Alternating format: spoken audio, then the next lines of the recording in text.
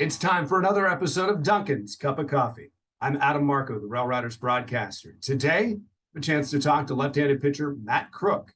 Been outstanding for Scranton Wilkes-Barre throughout the course of the season, was the opening day starter, a home opener starter here at PNC Field, and went 7 2/3 perfect innings against the Buffalo Bisons on July 2nd.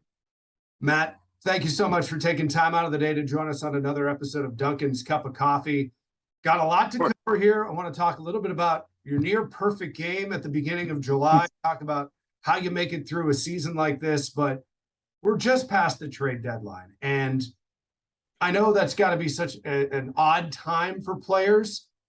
You know, you walk in the day after, the day it happens, and Hayden's gone, and JP's gone, and Ken's gone. Like, we lose 3/5 of our rotation.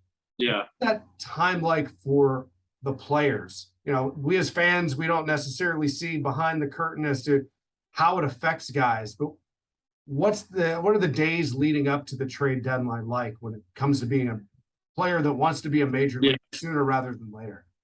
Yeah, I mean, it's a weird time. There's no denying it. And you know, obviously today's world, everyone has Twitter or however they get their information, and there's, you know, so much stuff out there. So everyone chatting about it and, like, you know, oh, what about this? What about this? And then, you know, what we trade, you know, like you said, 3/5 of our rotation, which I've never seen before in my, you know, 7 years in minor league baseball, which was definitely weird. And guys that I've, you know, been close with now and played with for 2 years.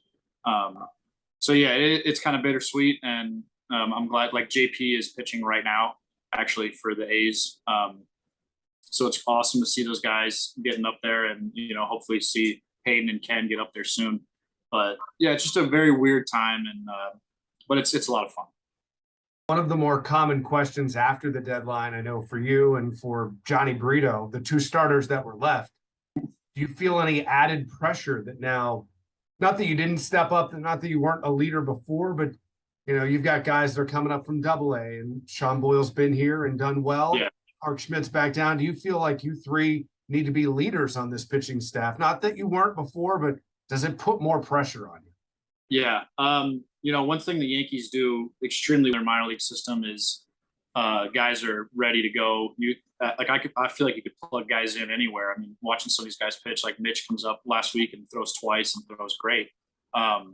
So I think, you know, the Yankees do a really good job with that, having guys ready to go anywhere. Even like you see Clark and Ron and JP go up to the big leagues and do as well as they've done. So, yeah, no, I mean, I don't really feel any added pressure because these guys know what they're doing. They have such a good process already. So it's been fun to watch some of the younger guys come up now and get to go. Let's talk about pressure. Let's talk about July 2nd, 7 2/3 perfect innings. Pitch count was phenomenal throughout this game against the Buffalo Bisons. There was a hit and a walk late. Yeah. How are your emotions going through a game like this? You know, I know you talked to the media after, you hadn't gone that deep into a game, but no, where are you the whole time?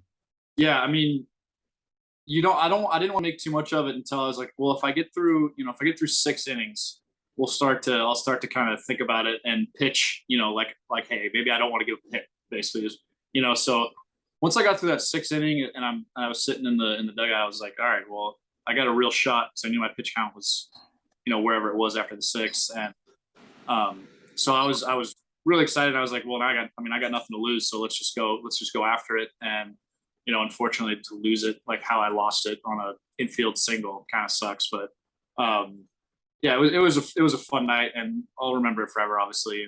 And hopefully, you know, I can repeat it again sometime down the road. Talking about it during the game, and there are points where Steve and I in the broadcast booth are thinking, this could happen. He can do this. We can do this. You know, we had a combined no-hitter last year. We saw Sean Boyle, 7-inning no-hitter. When does it enter your mind? Is it earlier than the 6th? Or are you thinking like, wow, 4 no-hit innings, 4 perfect innings? Like, does it creep in at all? Yeah. I think when you're in the 5th inning and you haven't given up a hit yet is kind of like maybe. But yeah, I think after 6 is when it becomes serious. But, you know, in that 5th inning, you're going about it like it's a normal day. And then once you get through that 6th inning, for me personally, that's when I'm like, this could happen. We see you on the road. Wife joins you. Your dog joins you on the road. Yeah. How easy or difficult is it to take a four-legged friend to Syracuse, to these other hotels, these other ballparks? Yeah. It's fun, and I'm so glad my dog Chloe, I'm so glad she gets to come with us, and because we get to experience stuff through her that we probably wouldn't do if she wasn't with us, whether it be a dog park in Syracuse or whatever. So it's fun getting to see the Northeast kind of through Chloe's eyes, and getting to take her on hikes and stuff we wouldn't get to do with her normally. For you, Matt, we've talked to JP and Ken and other guys about this over the course of the season, but what's something that's part of your routine that might be unique, might be different than other guys? Some people have to have their coffee or energy drink or the music they listen to. What's something unique to you that gets you geared up to take them out on any given night? Good question, because I really don't have anything, and that might be my routine is having no routine. But the only thing that I consistently do is I always shave on game day.